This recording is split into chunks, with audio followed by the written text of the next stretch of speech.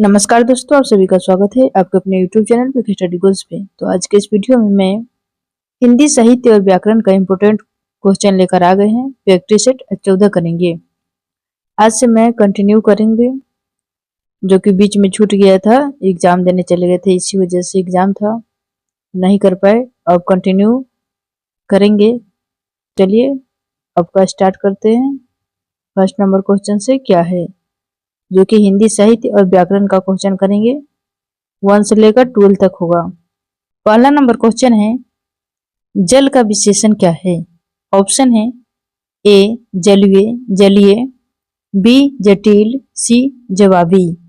इसका सही जवाब होगा ऑप्शन नंबर ए जलीय, जो कि जल का विशेषण जलीय होगा। नेक्स्ट 2 नंबर क्वेश्चन है, निम्नलिखित वाक्य में रेखांकित भाग्य के लिए एक सार्थक शब्द के ज्ञात कीजिए। खुदा सब जगह है, जो रेखांकित किया गया है, इसका सार्थक शब्द क्या होगा सो बताना है। ए है सर्वव्यापी, बी है लौकिक, सी है अलौकिक। इसका सही जवाब होगा ऑप्शन नंबर ए सर्वव्यापी। सब जगह तो सर्वव्यापी है। नेक्स्ट 3 नंबर क्वेश्चन देखिए। 3 नंबर क्वेश्चन है, वृक्ष पर पक्षी बैठे हैं। इस वाक्य में पर कौन सा कारक है। यहाँ पे कौन होना चाहिए, कौन सा कारक है। तो ऑप्शन है कर्म, अपदान, संप्रदान। इसका सही जवाब होगा ऑप्शन नंबर ए उपयुक्त में से कोई नहीं, क्योंकि यहाँ पर पूछा है वृक्ष पर। वृक्ष पर यानी कि पर कौन सा कारक है, तो यहाँ पर होना चाहिए अधिकरण में पर, जो कि ऑप्शन में नहीं दिया गया है।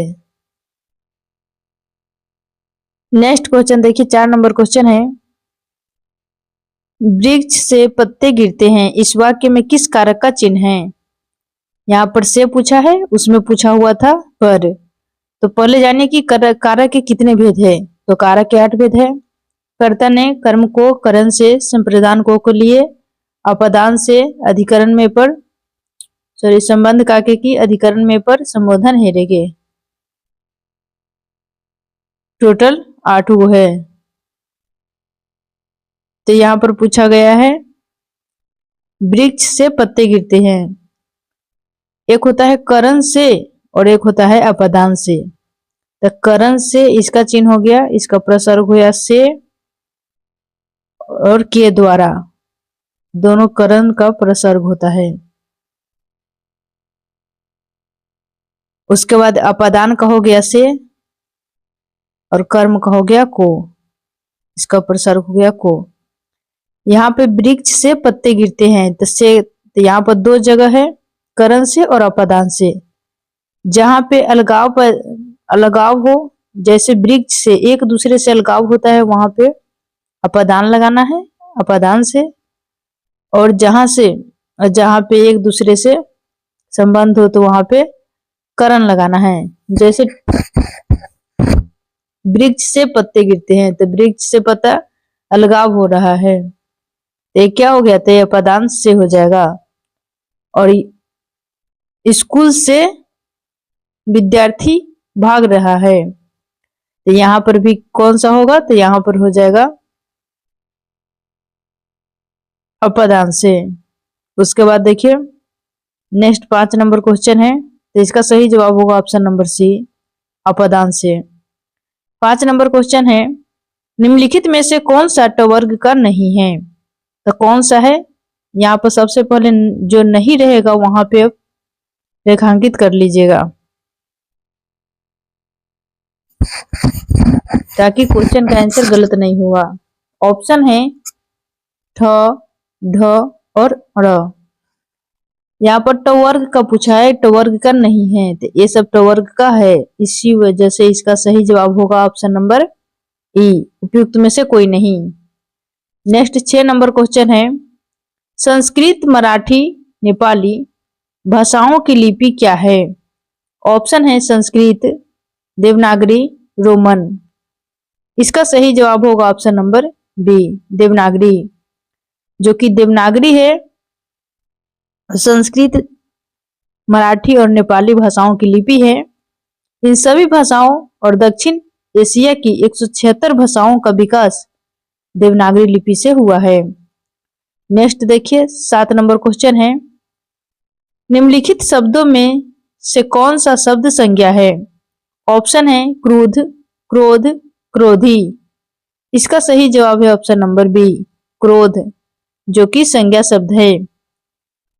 नेक्स्ट 8 नंबर क्वेश्चन है, कौवा शब्द का स्त्रीलिंग रूप क्या है? ऑप्शन है कोई, कवि, कौआवी। इसका सही जवाब होगा ऑप्शन नंबर बी, कवि, जो कि कौवा का स्त्रीलिंग रूप है। नेक्स्ट 9 नंबर क्वेश्चन है,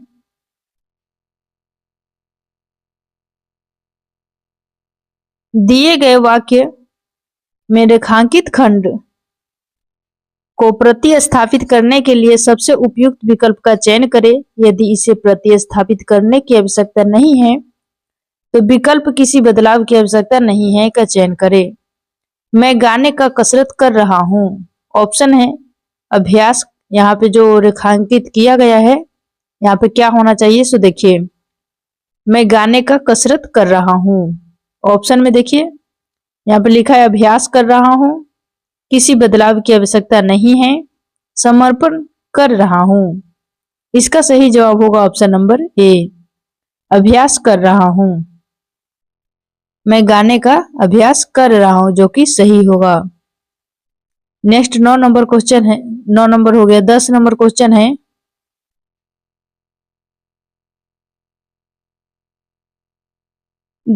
क्वेश्चन है, निम्नलिखित प्रश्न में 4 विकल्पों में से उस विकल्प का चयन करें जो दी गई लोकोक्ति का सही अर्थ वाला विकल्प है। बासी बच्चे न कुत्ता खाए। ऑप्शन में देखिए छोटों का बड़े से बढ़ जाना, बी में है जरूरत के अनुसार ही सामान बनाना, सी में है एक न एक दिन अच्छे दिन ही आ जाते हैं। इसका सही जवाब होगा ऑप्शन नंबर बी, जरूरत के अनुसार ही सामान बनाना, जो कि बासी बच्चे न कुत्ता खाए। इसका सही लोकोक्ति का सही अर्थ होगा। नेक्स्ट क्वेश्चन 11 नंबर क्वेश्चन देखिए, दिए गए वाक्य में से निरर्थक शब्द ज्ञात कीजिए। जाकर थोड़ी चाय वाय बना लो। निरर्थक जिसका कोई अर्थ नहीं निकलता है उसको निरर्थक कहते हैं, और जिसका अर्थ निकलता है उसको सार्थक कहते हैं। यहाँ पर बोला गया है कि चाय वाय बना लो। इसका सही जवाब होगा ऑप्शन नंबर सी, चाय वाय। चाय तो सार्थक होगा, लेकिन वाय क्या है, तो वाय निरर्थक है, कोई इसका कोई अर्थ नहीं निकलता है। इसी वजह से ऑप्शन नंबर सी सही जवाब होगा। नेक्स्ट देखिए 12 नंबर क्वेश्चन है, वह घर से बाहर गया, इस वाक्य में से कौन सा कारक है? ऑप्शन है कर्ता, करण, कर्म। कर्ता का हो जाएगा ने, और करण का हो जाएगा से, के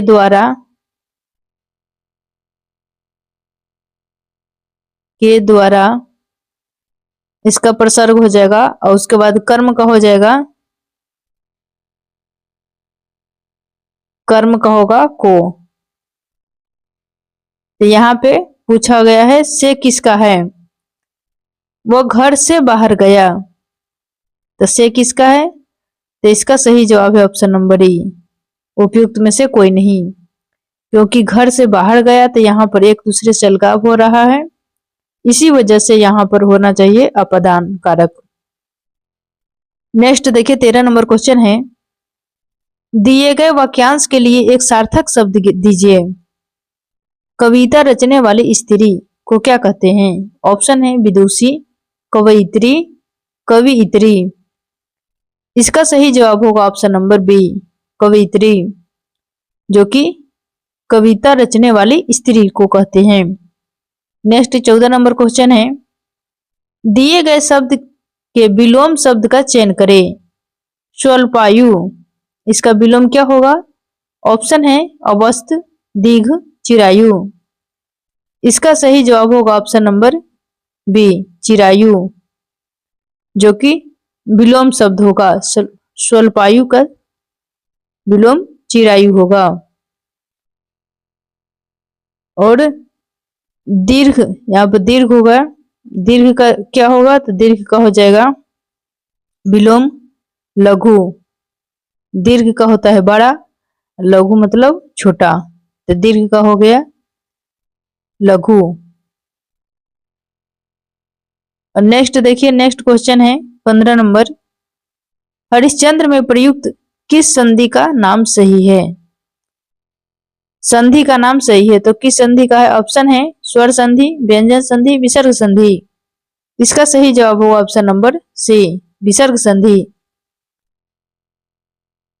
जो हरिश्चंद्र का हम संधि विच्छेद करेंगे, यहाँ पर होगा हरि, हरि प्लस चंद्र, हरीश चंद्र, विसर्ग यहाँ पे है, इसी वजह से यहाँ पे हो जाएगा विसर्ग संधि।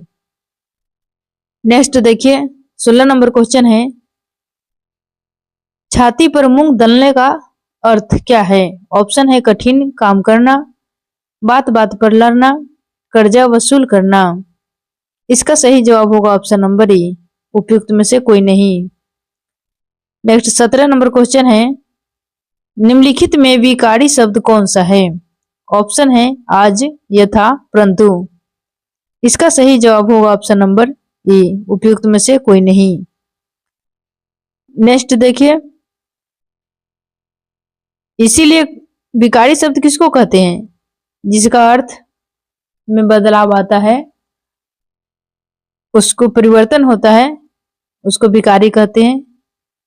और जिस शब्द का परिवर्तन नहीं होता है, बदलाव नहीं होता है, उसको अविकारी कहते हैं। तो आज का हम परिवर्तन नहीं कर सकते हैं, बहुवचन बनाएंगे तभी भी आज ही होगा। यथा का, परंतु का हम किसी का बदलाव नहीं कर सकते हैं, इसी वजह से यहाँ पर विकारी शब्द कोई नहीं होगा। नेक्स्ट देखिए 18 नंबर क्वेश्चन है, सही वर्तनी वाले शब्द का चयन करें। लीजिए, लीजिए तो कौन सा सही लिखा हुआ है? इसका सही जवाब है ऑप्शन नंबर ई, उपयुक्त में से कोई नहीं।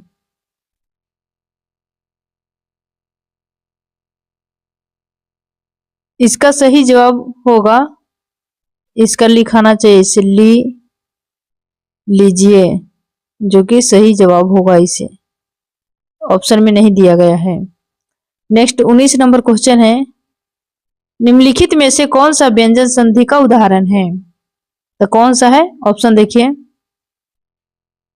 ऑप्शन है सदैव, मनोरथ, निर्गुण। इसका सही जवाब हो ऑप्शन नंबर ई, उपयुक्त में से कोई नहीं। नेक्स्ट 20 नंबर क्वेश्चन है, आगा पीछा करना का अर्थ क्या है? ऑप्शन है चापलूसी करना, उलटफेर करना, हिचकना, हिचकना। इसका सही जवाब होगा ऑप्शन नंबर सी, हिचकना, जो कि आगे पीछा करना का अर्थ है। नेक्स्ट 21 नंबर क्वेश्चन है, आपने क्या खाया है? इस वाक्य में क्या कौन सा सर्वनाम है? ऑप्शन है प्रश्नवाचक, निश्चयवाचक, अनिश्चयवाचक। इसका सही जवाब होगा ऑप्शन नंबर ए, प्रश्नवाचक। जहां पे प्रश्न की बोध होता है, वहां पे प्रश्न, जैसे आपने क्या खाया है, आप कहाँ जा रहे हैं, तो कहाँ, कौन, क्या, ये सब क्या है? तो प्रश्नवाचक सर्वनाम है। नेक्स्ट 22 नंबर क्वेश्चन देखिए, 22 नंबर क्वेश्चन है, गुण संधि का उदाहरण है, तो कौन सा है? ऑप्शन है महा प्लस औषधि, महाजोरीश्वर, भोजन जो औषधि। इसका सही जवाब होगा ऑप्शन नंबर ई, महा प्लस ईश्वर, जो कि गुण संधि का उदाहरण है। इसमें आ के आगे ई होता है, या ए उ हो तो वहां पे री को और हो जाता है, इसे महा प्लस ईश्वर, महेश्वर। नेक्स्ट 23 नंबर क्वेश्चन है, निम्नलिखित में से कौन सा स्वर नहीं है? ऑप्शन है अ, उ और ए। इसका सही जवाब है ऑप्शन नंबर ए, उपयुक्त में से कोई नहीं। क्योंकि स्वर पूछा है तो स्वर ये तीनों है, इसी वजह से यहाँ पर कोई नहीं होगा। नेक्स्ट 24 नंबर क्वेश्चन है, नीम नील कमल में कौन सा समास है? पहले देखिए समास के कितने भेद है, तो समास के 6 भेद है। इसका याद करने का ट्रिक देखिए, अब तोते की बहू दो दो है, अ से हो गया अव्ययी भाव, अब से हो गया अव्ययी भाव, अब तोते से हो गया तत्पुरुष, तोते की से हो गया कर्मधारय, और दो बहु से बहुव्रीहि, और दो दो से हो गया द्वंद्व, उसके बाद द्विगु और तत्पुरुष। टोटल कितना भेद है, तो समास के 6 भेद है। यहाँ पर नील कमल में कौन सा समास है? ऑप्शन है कर्मधारय द्विगु बहुव्रीहि।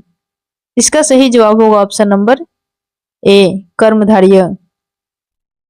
कर्मधारय समास है जिसका पहला पद विशेषण और दूसरा पद विशेष्य अथवा एक पद उपमान और दूसरा पद उपमेय हो, उसको कर्मधारय समास कहते हैं।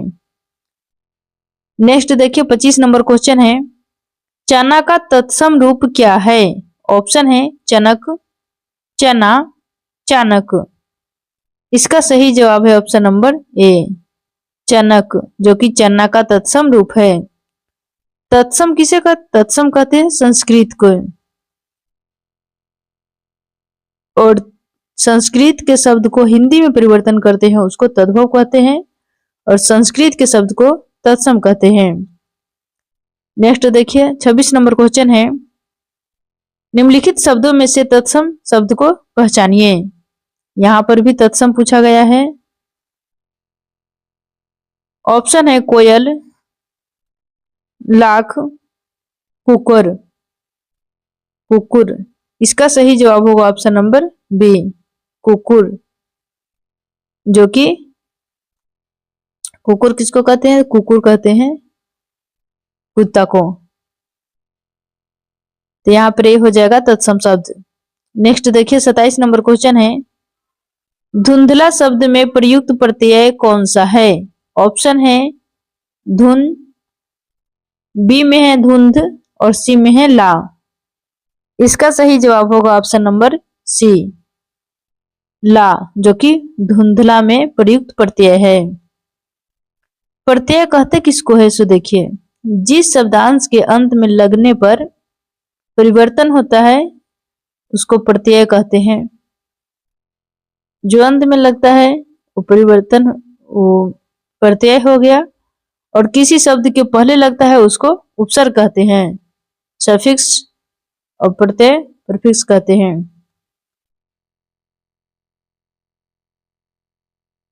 यहाँ पर धुंधला में कौन सा प्रत्यय है? तो ला प्रत्यय है। नेक्स्ट देखिए 28 नंबर क्वेश्चन है, देशभक्ति में कौन सा समास है? ऑप्शन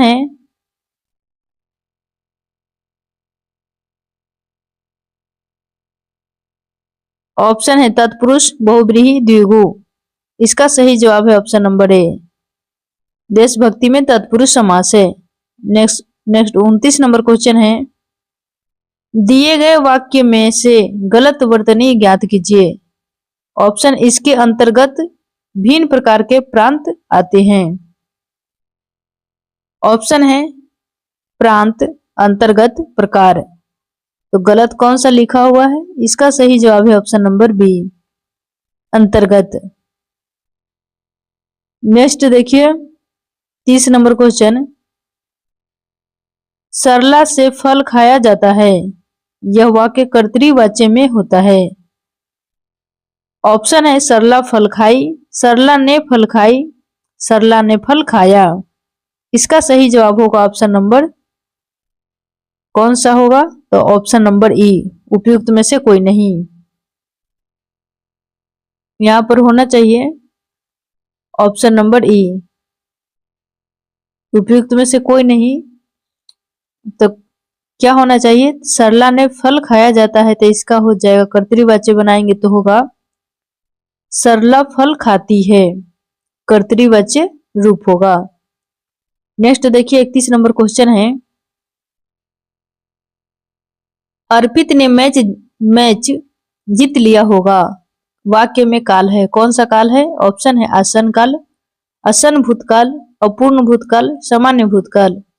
इसका सही जवाब होगा ऑप्शन नंबर ए, उपयुक्त में से कोई नहीं, क्योंकि इसमें दिया हुआ है कि अर्पित ने मैच जीत लिया होगा, यानी कि संदेह बना रहना है, तो यहाँ पर हो जाएगा संदिग्ध भूतकाल।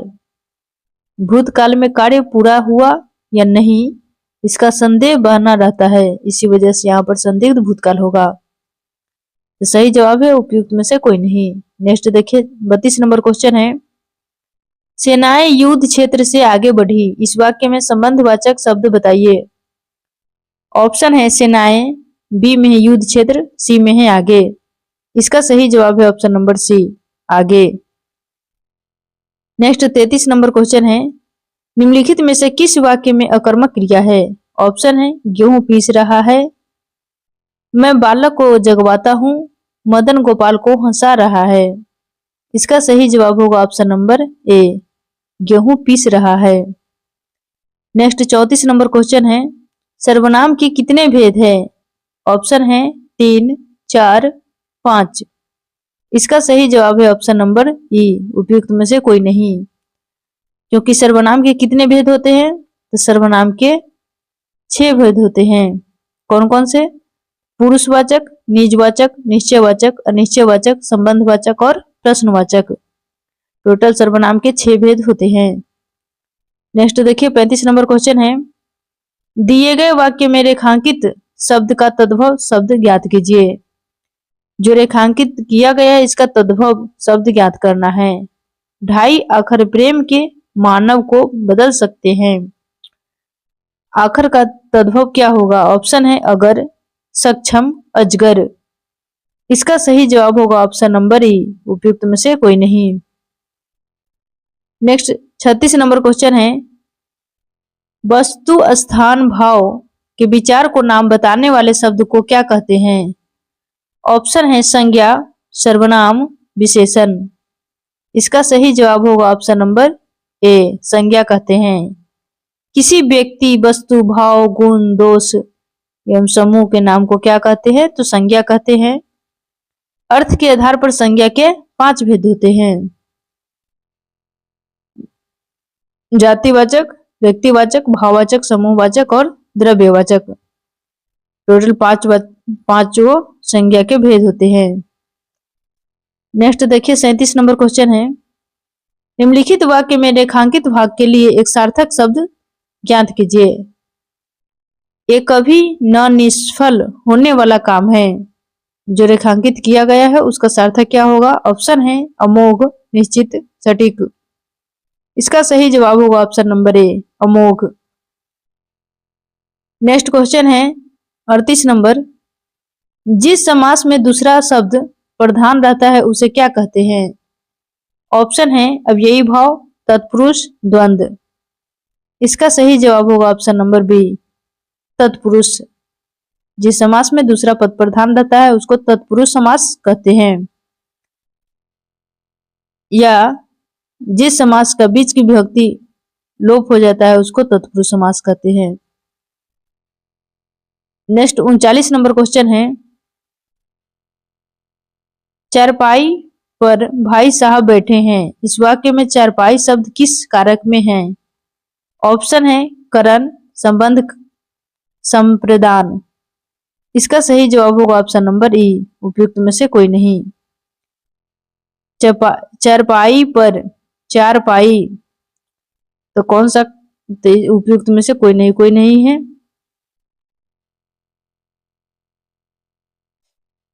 नेक्स्ट 40 नंबर क्वेश्चन है, कौन सा शब्द बादल का पर्यायवाची शब्द नहीं है? ऑप्शन है जलद, वारिधि, नीरद। इसका सही जवाब होगा ऑप्शन नंबर सी, वारिधि, जो कि जल का बादल का पर्यायवाची शब्द नहीं है। जलद, मेघ, नीरद ये शब्द बादल का पर्यायवाची है। वारिधि किसका पर्यायवाची है? तो वारिधि पर्यायवाची है समुद्र का। इसी वजह से इसका सही जवाब होगा ऑप्शन नंबर सी। इसमें नहीं पूछा गया है तो वारिधि होगा। नेक्स्ट देखिए 41 नंबर क्वेश्चन है,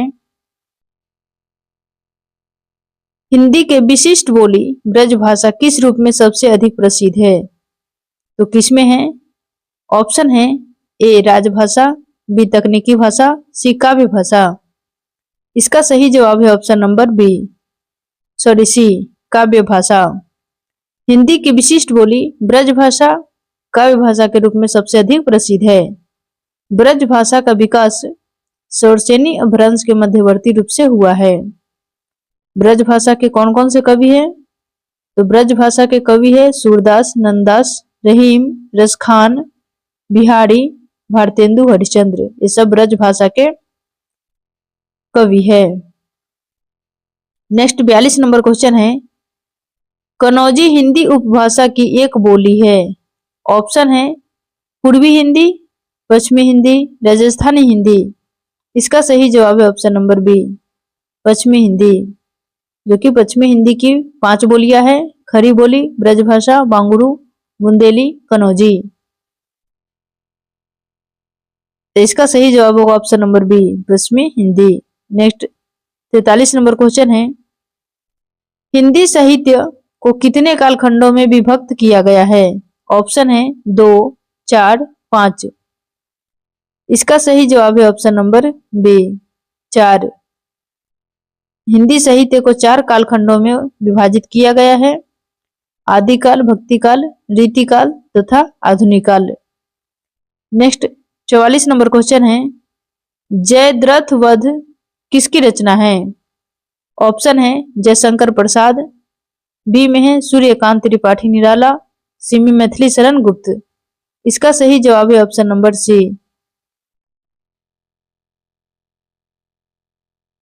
मैथिली शरण गुप्त, जो कि जयद्रथ मैथिली शरण गुप्त की रचना है।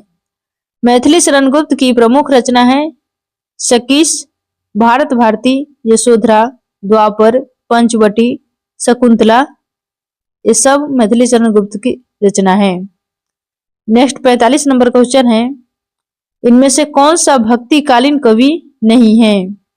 ऑप्शन है बिहारी, सूरदास, कबीरदास। इसका सही जवाब है ऑप्शन नंबर ए, बिहारी, जो कि भक्तिकालीन कवि नहीं है। बिहारी लाल चौबे या बिहारी हिंदी के रीतिकाल के प्रसिद्ध कवि है। बिहारी जी के रचना है बिहारी सतसई। नेक्स्ट देखिए 46 नंबर क्वेश्चन है, राम वृक्ष बेनीपुरी की रचना माटी की मूर्ति किस साहित्यिक विधा से संबंधित है? ऑप्शन है यात्रा वृतांत, उपन्यास, रेखा चित्र। इसका सही जवाब है ऑप्शन नंबर सी, रेखा चित्र। नेक्स्ट 47 नंबर क्वेश्चन है, प्रेमचंद्र किस प्रवृत्ति के उपन्यासकार है?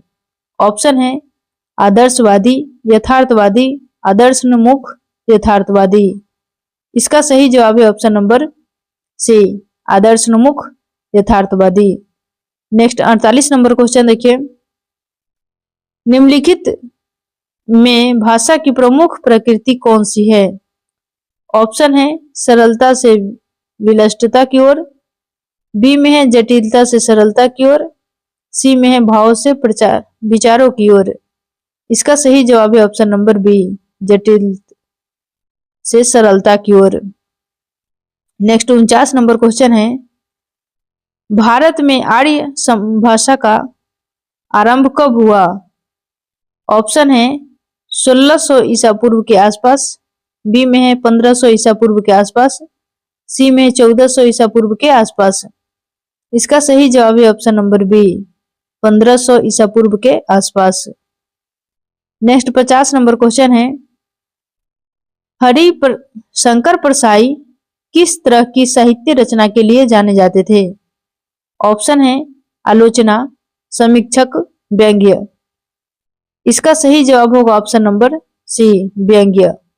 हरिशंकर परसाई व्यंग्यात्मक रचना के लिए जाने जाते थे। नेक्स्ट 51 नंबर क्वेश्चन है, निम्नलिखित नाटककार और उनकी रचनाओं का सुमेलित कीजिए। सुमेलन करना है। ए में है धर्मवीर भारती और इधर है दशरथ नंदन और नेक्स्ट आगे है। उसके बाद है बी में जगदीश चंद्र माथुर, सी में है मन्नी मधुकर और डी में है कुंवर चंद्र प्रकाश सिंह। तो इसका मिलान कीजिए। अंधा यू का हो गया धर्मवीर भारती, दशरथ नंदन जगदीश चंद्र माथुर और उसके बाद हो गया मन्नी मधुकर रस गंधर्व, मणि मधुकर का हो गया रस गंधर्व। अंधेर नगरी तो किनकी है? तो भारतेंदु हरिश्चंद्र की है, जो कि और इधर लिखा हुआ है वो। चलिए अपना मिलान कीजिएगा, इसका सही जवाब हो जाएगा, बता देते हैं। सही जवाब होगा ऑप्शन नंबर सी। पहले चौथा, उसके बाद पहला होगा तो तीसरा होगा, दूसरा होगा। नेक्स्ट क्वेश्चन देखिए। नेक्स्ट क्वेश्चन 52 नंबर क्वेश्चन है। हिंदी साहित्य की प्रथम कहानी का नाम क्या है? ऑप्शन है इंदुमती, प्रेम सागर, रानी केतकी की कहानी। इसका सही जवाब होगा option number A Indumati. Hindi साहित्य की प्रथम कहानी का नाम है इंदुमती। हिंदी साहित्य की प्रथम कहानी किशोरी लाल गोस्वामी द्वारा रचित इंदुमती को माना जाता है। यह कहानी 1900 ईस्वी में सरस्वती पत्रिका में प्रकाशित हुई थी। नेक्स्ट 53 नंबर क्वेश्चन है। ताले गए पानी पताले गए बेटी, पुरैनी गई कुम्हिलाइन हो, गंगा जमुना बीच रेती पर तू है, कैसे कै रचो बियाह रे। उक्त गीत किस बोली का है? ऑप्शन है अवधी, भोजपुरी, ब्रज। इसका सही जवाब होगा ऑप्शन नंबर बी। किसका है?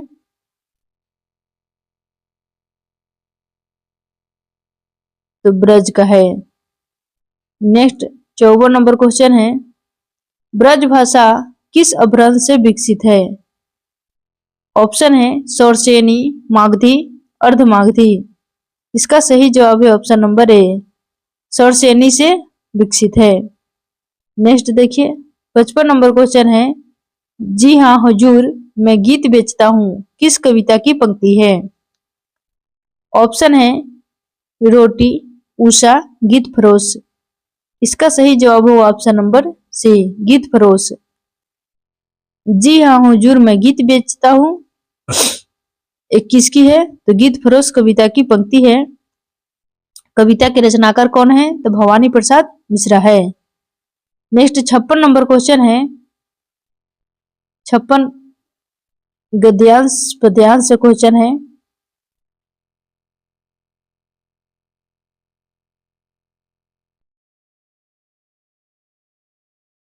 उसके बाद 56 नंबर क्वेश्चन गद्यांश का है। निम्नलिखित अपठित गद्यांश को ध्यान पूर्वक पढ़िए और पूछे गए प्रश्नों के सही विकल्प चुनकर उत्तर पत्रक में चिन्हित कीजिए। वह छोटा छोटा गद्यांश है, उसको पढ़िए और आंसर दीजिए। तो चलिए आइए ध्यान पूर्वक पढ़िए। व्यक्ति की उन्नति से देश की उन्नति संभव है, बिना आत्मोन्नति के देश का उन्नयन असंभव है। धर्म, जाति, भाषा, क्षेत्र, राज्य आदि छोटी छोटी बातों पर लड़ना द्वेष फैलाता है, देश को पीछे ले जाता है, राष्ट्र की गरिमा घटती है।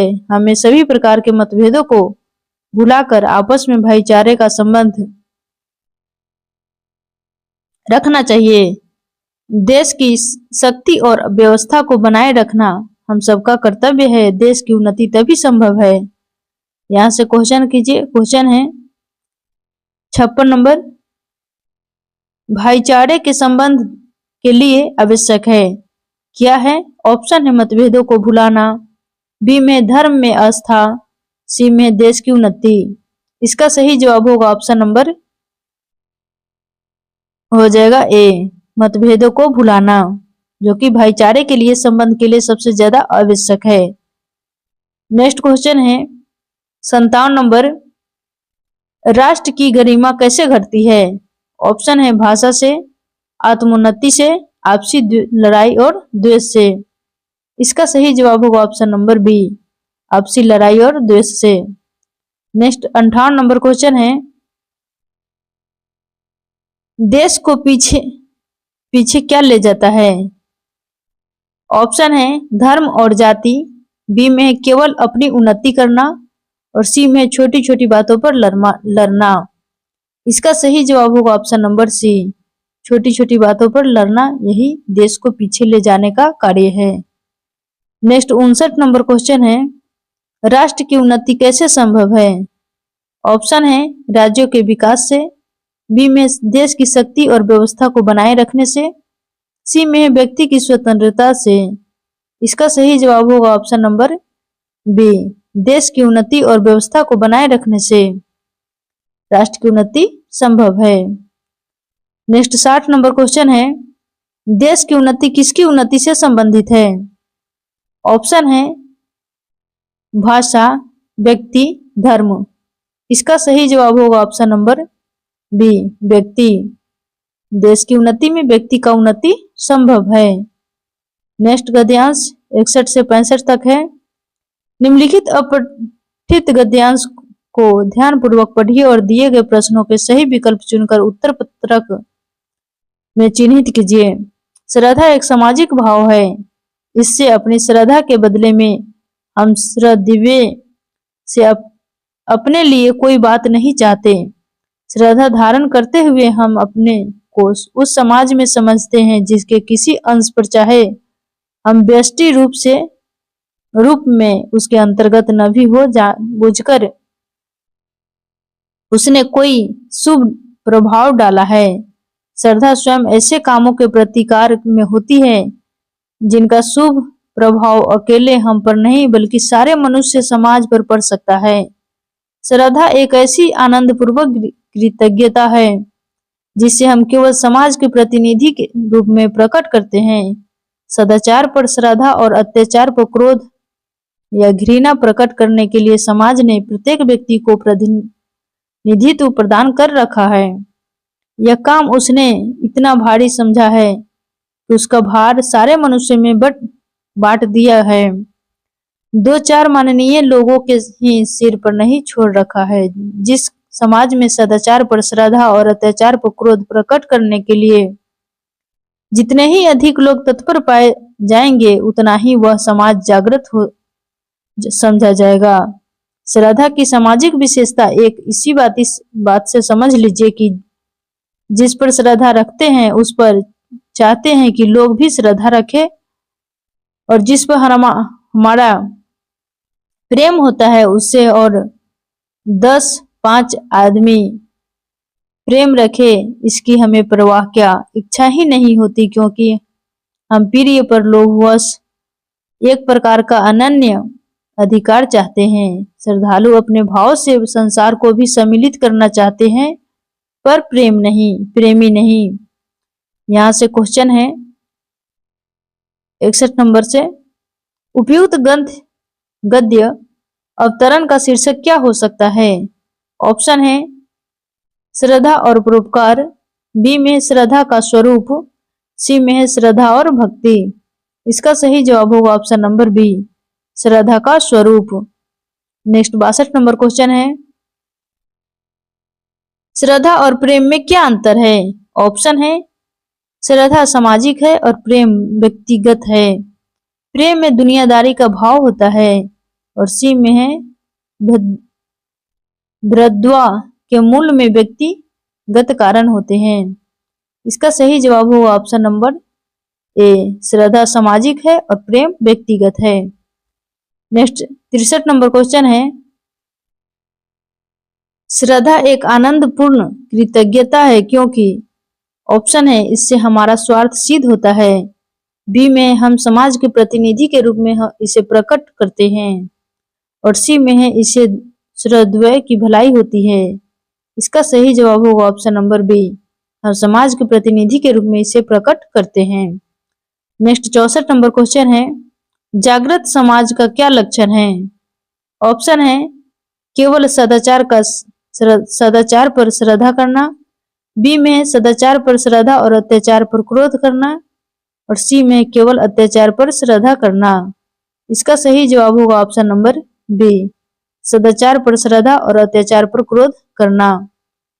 नेक्स्ट क्वेश्चन है, उपयुक्त गद्यांश का निष्कर्ष है तो क्या है?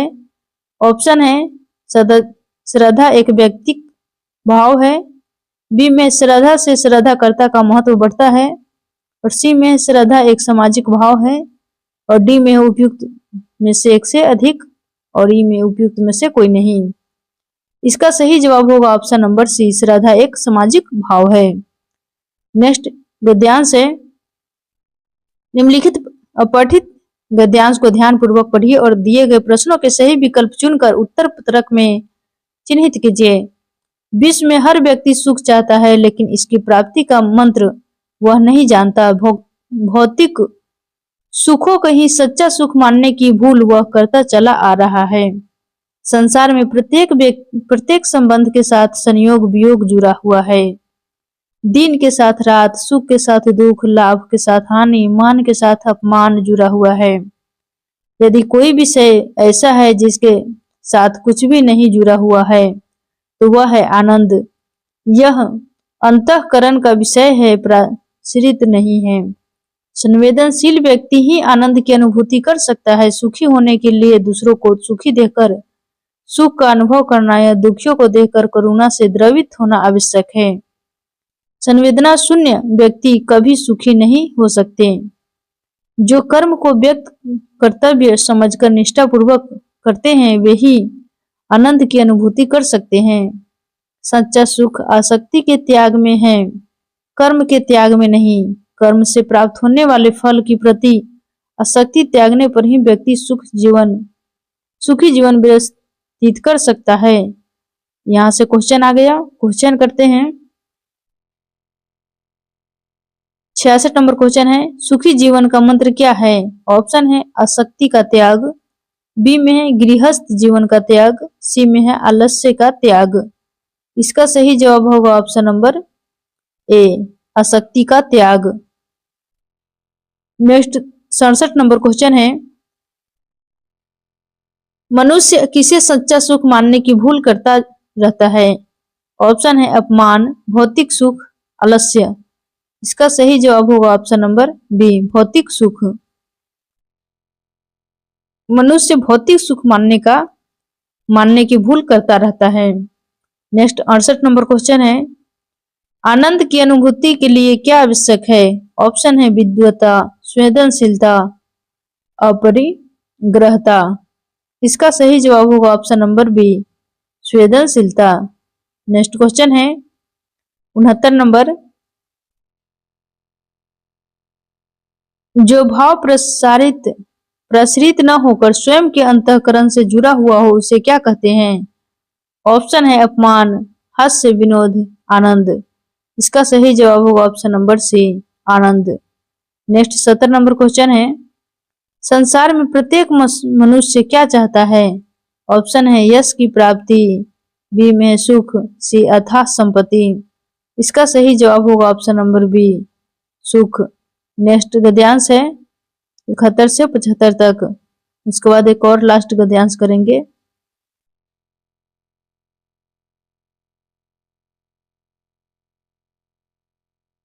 गद्यांश को ध्यानपूर्वक पढ़िए और पूछे गए प्रश्नों के सही विकल्प चुनकर उत्तर पत्रक में चिन्हित कीजिए। आलस्य को छोड़ने के लिए शारीरिक श्रम करना चाहिए। आलस्य का जीतने का एक ही उपाय है। यदि इससे काम न लिया गया तो उसकी सजा प्रकृति की ओर से मिले बिना न रहेगी। बीमारियों के या किसी या कष्ट के रूप में वो सजा भोगनी ही पड़ेगी। शरीर श्रम में जो समय लगता है वो व्यर्थ नहीं जाता है, इसका प्रतिफल अवश्य मिलता है।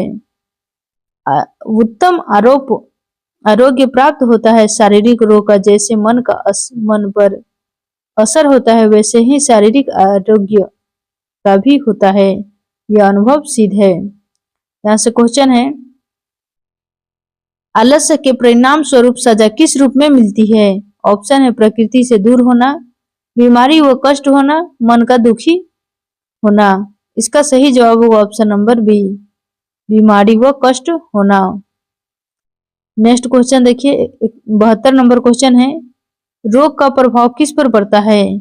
ऑप्शन है आलस्य, मन और श्रम। इसका सही जवाब होगा ऑप्शन नंबर बी, मन पर। रोग का प्रभाव मन पर पड़ता है। नेक्स्ट 73 नंबर क्वेश्चन है, शरीर श्रम में क्या लाता है? ऑप्शन है समय, अनुभव, शरीर। इसका सही जवाब है ऑप्शन नंबर ए, समय।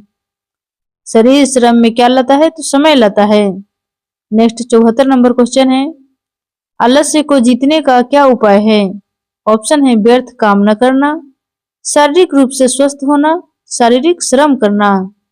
इसका सही जवाब है ऑप्शन नंबर सी, शारीरिक श्रम करना, जो कि आलस्य को जीतने का उपाय है। नेक्स्ट 75 नंबर क्वेश्चन है, आरोग्य से क्या तात्पर्य है? ऑप्शन है रोग मुक्त होना, स्वस्थ होना, रोगी होना। इसका सही जवाब है ऑप्शन नंबर डी, उपयुक्त में से एक से अधिक, क्योंकि आरोग्य का मतलब हो गया रोग मुक्त और स्वस्थ, दोनों ए और बी दोनों होना चाहिए। नेक्स्ट लास्ट गद्यांश है, आरंभ में मानवतावाद मानवता का शोषण और बंधन से मुक्त करने का महान और उदार आदर्शों से चालित हुआ था। तत्वचितकों और साहिल्य मनुष्यों के मन में इस आदर्श का रूप बहुत ही उदार था, पर व्यवहार में मनुष्य की उदारता केवल एक ही राष्ट्र के मनुष्य की मुक्ति तक सीमित होकर रह गई। धीरे धीरे राष्ट्रीयता नामक देवी का जन्म हुआ। यह एक हद तक प्रगतिशील विचारों का ही उपज थी। हमारे देश में भी नए जीवन साहित्य के स्पर्श से नवीन जीवन आदर्श जाग पड़े। मानवतावाद भी आया, दलितों, अधःपतितों और उपेक्षितों के प्रति सहानुभूति का भाव भी आया, और साथ ही साथ राष्ट्रीयता भी आई। पश्चिमी देशों में राष्ट्रीय भावना के बहुल प्रचार ने एक राष्ट्र के भीतर सुविधा भोगी और सुविधा के जुटाने वाली दो वर्गों के व्यवधान को बढ़ाने में सहायता पहुंचाई। जिन लोगों के पास संपत्ति है, जिनके पास संपत्ति नहीं है, उनका अंतर भयंकर होता गया। एक तरफ तो विषमता बढ़ती गई और दूसरी तरफ राष्ट्रीयता की देवी युवावस्था की देहली पर पहुंचकर ऐसी ईर्ष्यालु रमणी साबित हुई जो सारे परिवार को ही ले डूबती है। इन विकृत विचारों ने ठाए ठाए दो महायुद्धों को भूपृष्ठ पर उतार दिया। इस प्रकार मनुष्यता की महीनों की विकृत भयंकर रूप से भयंकर हो उठी। यहाँ से क्वेश्चन है, मानवता के उदय का प्रेरणा स्रोत क्या था? ऑप्शन है मानवता का शोषण और बंधन से मुक्त करना, बी में है मानवता का अंतरराष्ट्रीय स्तर पर एकजुट करना, सी में है मानवता के लिए सुख सुविधाएं जुटाना। इसका सही जवाब होगा ऑप्शन नंबर डी, उपयुक्त में से एक से अधिक। नेक्स्ट क्वेश्चन देखिए, 77 नंबर क्वेश्चन है, राष्ट्रीयता का जन्म कैसे हुआ? ऑप्शन है जब आधुनिक युग में देश राष्ट्र का रूप लेने लगे, बी में है जब उदार मानवतावाद एक राष्ट्र की परिधि में सीमित हो गया, सी में है जब मानवता के स्थान पर राष्ट्रीयता बढ़ गई। इसका सही जवाब होगा ऑप्शन नंबर बी, जब उदार मानवतावाद एक राष्ट्र की परिधि में सीमित हो गया। नेक्स्ट 78 नंबर क्वेश्चन है, मनुष्यता की महिमा किन कारणों से विकृत हो उठी? ऑप्शन है संकुचित राष्ट्रीय भावना और परिमाणतः महायुद्ध, बी में है राष्ट्रों की अतिशय महत्वाकांक्षाएं, सी में है मानव मूल्यों का ह्रास और राष्ट्रों का विघटन। इसका सही जवाब है ऑप्शन नंबर डी, उपयुक्त में से एक से अधिक। नेक्स्ट 79 नंबर क्वेश्चन है, संकुचित राष्ट्रीय भावना का दुष्परिणाम क्या निकाला? ऑप्शन है ए में आंतरिक कलह के कारण कई राष्ट्रों का बंटवारा, बी में है राष्ट्रों में परस्पर श्रेष्ठता की होड़ लग गई। और सी में राष्ट्रीयता ने मानवता की भावना को कुचल दिया। इसका सही जवाब होगा ऑप्शन नंबर सी, जो कि दुष्परिणाम निकाला। राष्ट्रीयता ने मानवता की भावना को कुचल दिया। नेक्स्ट लास्ट क्वेश्चन है, उपयुक्त गद्यांश का उपयुक्त शीर्षक बताइए। ऑप्शन है मानवतावादी राष्ट्रीय भावना, बी में है मानवता से राष्ट्रीयता की ओर, और सी में है राष्ट्रीय भावना के विविध रूप। इसका सही जवाब होगा ऑप्शन नंबर बी, राष्ट्रीयता, मानवता से राष्ट्रीयता की ओर। Thanks for watching us. मिलेंगे नेक्स्ट वीडियो में। मेरे चैनल पर नए हैं तो चैनल को सब्सक्राइब और बेल आइकन प्रेस कीजिए और ज्यादा से ज्यादा दोस्तों के साथ शेयर कीजिए। जय हिंद, जय भारत।